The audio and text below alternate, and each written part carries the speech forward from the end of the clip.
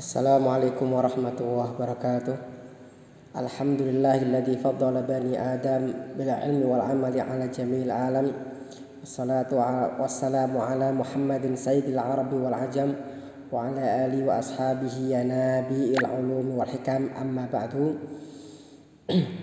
Segenap pemirsa yang saat ini sedang menyaksikan tayangan ini, baik melalui Facebook atau melalui YouTube atau media sosial yang lain.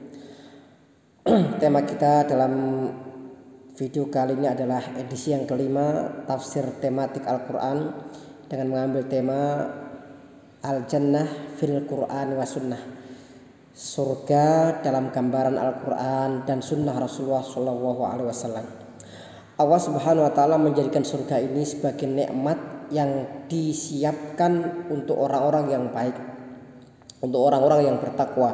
U'iddat lil muttaqin, ia disiapkan untuk orang-orang bertakwa. Surga merupakan puncak tertinggi dari segala kenikmatan. Setiap apa yang dianggap paling nikmat, paling indah, paling baik, paling nyaman bagi manusia, maka surga melebihi semua itu. Maka Allah Subhanahu Wa Taala telah menjanjikan surga bagi mereka orang-orang yang bertakwa, orang-orang yang beriman, dan orang-orang yang senantiasa berjalan meniti jalan kebenaran, seorang yang menerima kebenaran Allah, kebenaran Rasulnya, risalah yang dibawa oleh para Rasul dan para Nabi. Bagaimana Al-Quran menggambarkan tentang surga dan bagaimana Sunnah menggambarkan tentang surga itu sendiri. Dalam hadis Rasulullah SAW, dalam hadis tersebut dilukiskan bahwa surga adalah sesuatu yang mata belum pernah melihat, telinga belum pernah mendengar, dan hati pun belum pernah terpikirkan. Maka Rasulullah SAW dalam hadis qudsi yang Allah menyampaikan berkalam, aku siapkan untuk hamba-hambaku yang saleh mala ainun ra'at wala udhun sami'at wala khatara ala qalbi bashar. Aku siapkan untuk hamba-hambaku yang saleh sesuatu atau nikmat atau surga yang tidak ada mata yang pernah melihat, telinga yang pernah mendengar, hati yang pernah memikirkan. Maka kalau kita membaca penjelasan ini, betapa besarnya nikmat ini ya. Kalau kita di dunia ini menggambarkan misalkan ya, makanan yang paling enak misalkan duren, atau misalkan minuman yang paling enak misalkan es krim atau apalah, di surga nanti keenakannya melebihi semua itu dari apa yang dibayangkan manusia. Bagaimana Al-Quran Karim menggambarkan tentang surga? Maka dalam Quran dikatakan wa fiha ma tashtahihil anfusu wa taladul a'yun, dan di dalam surga ada segala sesuatu yang jiwa-jiwa itu menginginkan, wa taladul a'yun, dan mata itu sedap untuk memandangnya. Jadi mata melihat terasa nyaman, terasa nikmat. Surga ini sesuatu yang dijanjikan, dan tentunya ada dua yang pernah menjanjikan surga. Pertama adalah Dajjal. Dajjal ini menjanjikan surga, termasuk setan iblis menjanjikan kenikmatan surga, tetapi mereka menjanjikan kenikmatan surga yang sementara. Kalau Dajjal menjanjikan surga, maka sebenarnya adalah neraka. Tetapi Allah Subhanahu Wa Taala ketika menjanjikan surga, kita yakin bahwa semua janji Allah itu pasti benar. Dan dalam sebuah ayat dikatakan innallaha la yukhliful mi'ad, bahwa sesungguhnya Allah tidak menyelisih janjinya. Siapakah mereka yang tergolong dalam ahli surga?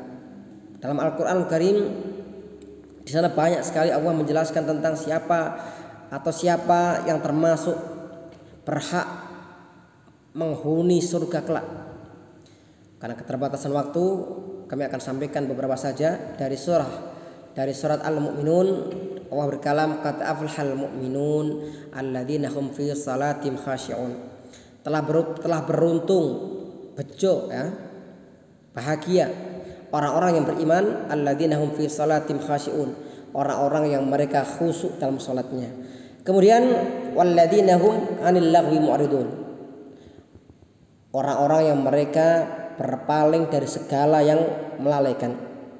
Walladzina hum lizakati fa'ilun, dan orang-orang yang mereka menunaikan zakat mereka.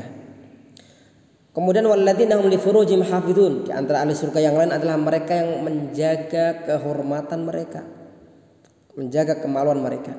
Walladzina hum li amanatihim wa ahdihim ra'un, dan orang-orang yang mereka menjaga amanah dan janji mereka. Walladzina hum 'ala shalawatihim yuhafizun, di tanda yang lain mereka yang senantiasa menjaga salat mereka.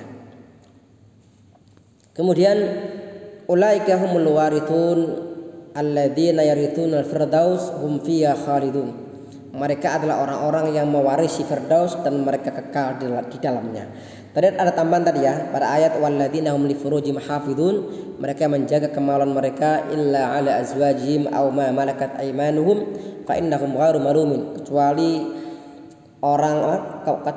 kepada istri-istri mereka atau malakat aymanukum milkul yamin, maka mereka bukanlah orang-orang yang dicela. Famani batagha wara'a dzalika faulaika humul adun, barang siapa yang mencari selain yang itu, selain yang dihalalkan tadi, maka mereka termasuk orang-orang yang melampaui batas.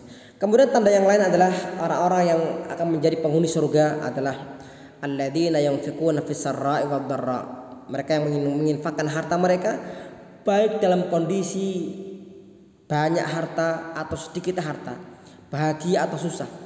Kalau orang sedekah dalam kondisi yang banyak harta wajar ya. Tapi kalau orang miskin, dia orang yang serba kekurangan masih berusaha untuk bersedekah, ini yang luar biasa. Wal kadhiminal ghaidh, dan orang-orang yang mereka menjaga marah mereka. Apalagi orang yang menjaga marah dalam kondisi sebenarnya dia bisa marah, dia punya kekuatan untuk marah dan dia bisa menjaganya. Wala afina annas, dan orang-orang yang mereka memberikan maaf kepada manusia. Ini ayo ikhwah wal akhwat segenap kaum muslimin rahimakumullah. Demikian di antara beberapa tanda-tanda ahli surga. Semoga Allah menguatkan keimanan kita. Semoga Allah Subhanahu wa taala memudahkan kita menjadi ahlul istiqamah, ahlul haq, ahlul bir, dan semua kita semoga dimudahkan ketika menghadap Allah dalam keadaan husnul khatimah. Jazakumullah khairan katsira. Demikian, kurang lebihnya saya mohon maaf. Wassalamualaikum warahmatullahi wabarakatuh.